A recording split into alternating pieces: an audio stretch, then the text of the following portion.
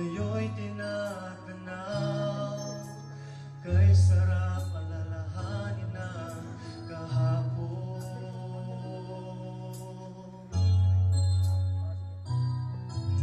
Halina't salubungin natin ang bagong umaga.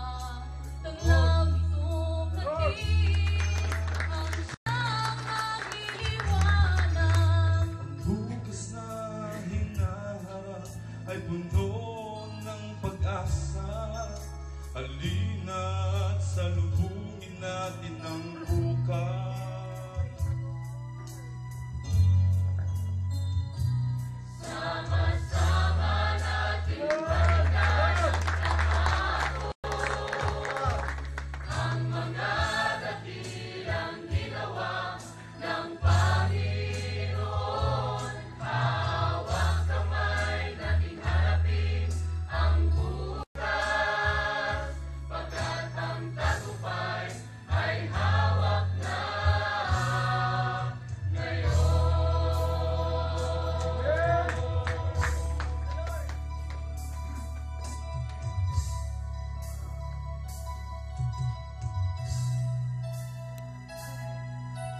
Ngayon ay tangan mo ang tanging pag-asa. Hawa